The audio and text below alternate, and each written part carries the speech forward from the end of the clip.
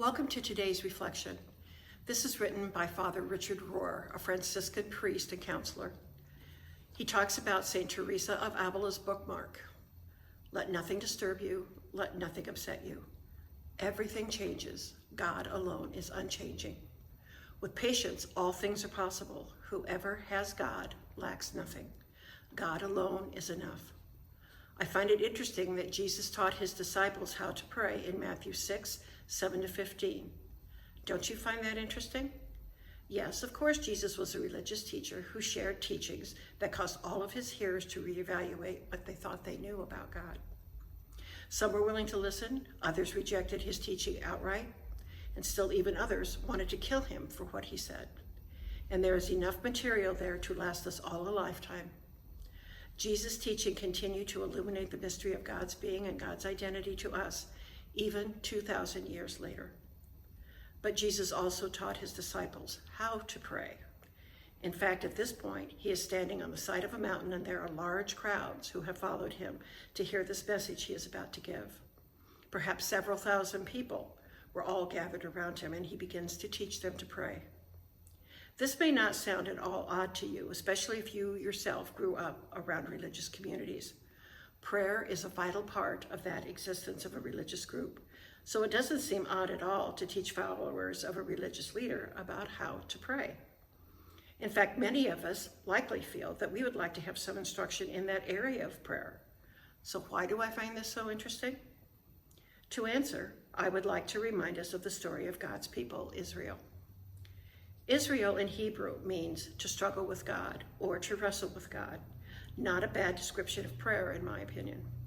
It is also the name that God gives to Jacob in Genesis 32:28, after Jacob wrestles with a stranger all night before meeting his brother for the first time since he stole his father's blessing from his older twin brother.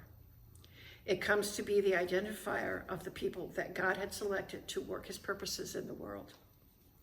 All of this is played out in the pages of the Old Testament. Their long and complicated history is recorded from Genesis through Deuteronomy in the Pentateuch. The books of Kings and Chronicles, Ezra and Nehemiah, and even the prophetic books, we see snippets of history that we can piece together. But these books do not just contain the history of this family that grows into a nation. It specifically contains the history of this family that grows into a nation and their relationship with God. This cannot be missed because their relationship with God is what makes this group of people different from the rest. Author Thomas Cahill makes the case that this group of people and their relationship with God changes the rest of human history. Specifically because they introduce to us a different conception that God and humanity can have genuine relationship, not simply coexist. Their relationship with God is what defines them. The way they interact with God sets them apart and makes them holy. In view of all the rest of the world, Israel claims to have a unique understanding and relationship with God that can be seen through the pages of their history, worship, and in their prayers, in the words that are shared back and forth between God and God's people. It is to this group of people that Jesus, in the midst of his most important sermon that is recorded in Scripture, begins to teach this people how to pray. Of course, Jesus does not come to them as an outsider. He is one of their own. Their history is his history, and yet he teaches them to pray. He teaches them what we today can call the Lord's Prayer and why this kind of prayer is pleasing to God and useful to his people.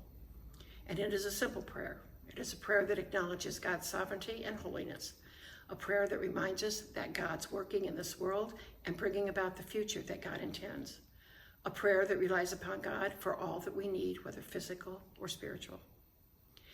In other words, it's a prayer that is a lot like that St. Teresa prayed herself. Now, I don't place these prayers in front of you in order to determine which one is better. Competition is not the purpose. Both of these prayers are beautiful, simple, and honoring to God. I place these prayers before you because I hope they remind us of just what we need to know about God. In the midst of all that you find yourself in the middle of the day, remember that God alone is enough.